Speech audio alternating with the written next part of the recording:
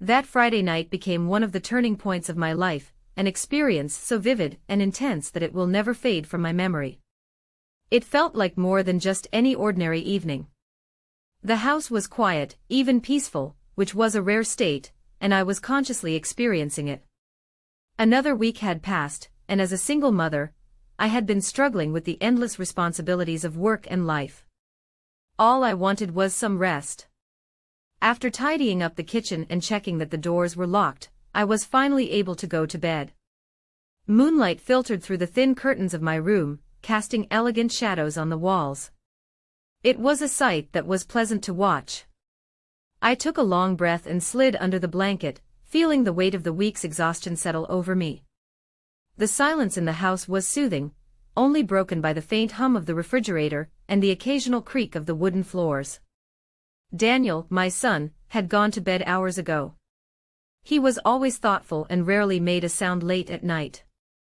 At 20 years old, Daniel was no longer the little boy I used to read bedtime stories to, but he still carried a kindness that reminded me of those early years. I was so proud of him, proud to the point that sometimes my eyes would fill with tears. Despite the challenges life had thrown at us, he had grown into a thoughtful, intelligent, and understanding young man.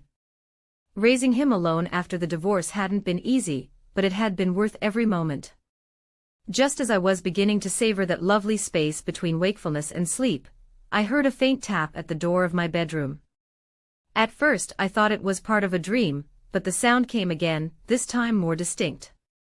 "Mom?" Daniel's voice was soft, almost hesitant. The sound immediately woke me. "Daniel?" I asked, sitting up in bed. "Is something wrong?" The door creaked open slightly, and he stepped inside, his silhouette visible in the dim light from the hallway.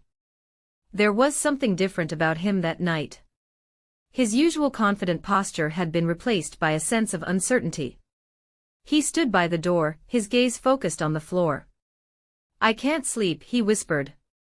His voice was soft, but there was something deeper beneath it, something unspoken.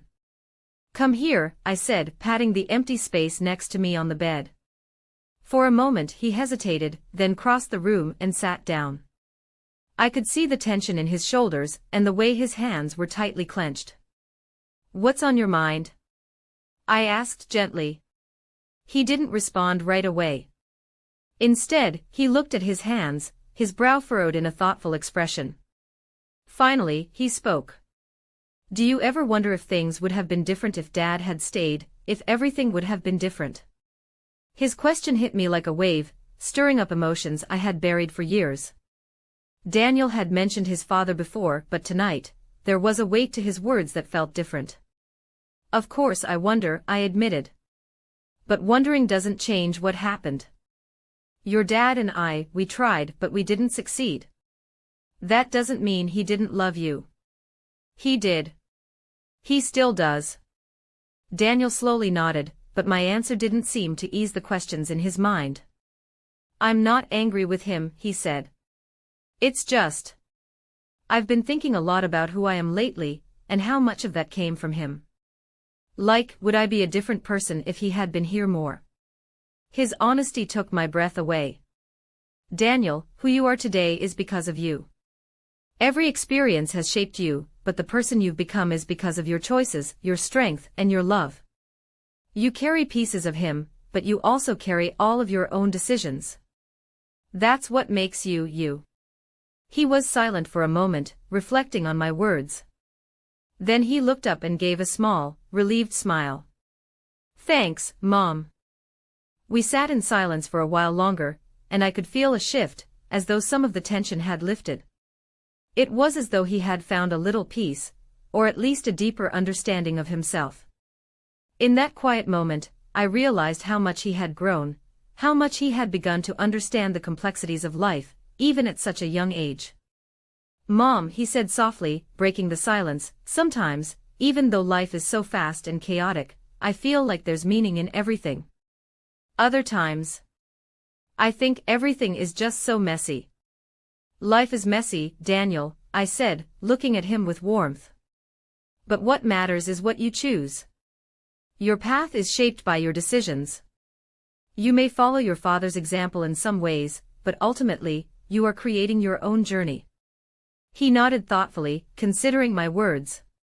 Sometimes, I don't know what to do. But I guess that's normal, right?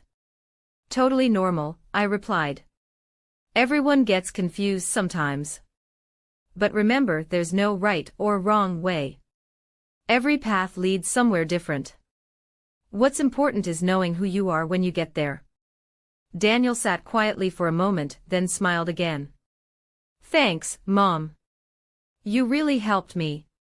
You helped me too, I replied. By talking to me, by listening, by sharing this moment with me.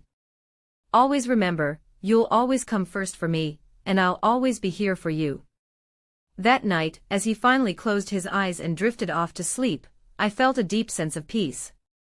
In that moment, with him by my side, I knew that whatever challenges the future held, we would face them together. The silence in the house wasn't just a sign of calm, it was a symbol of the strength of the bond we shared.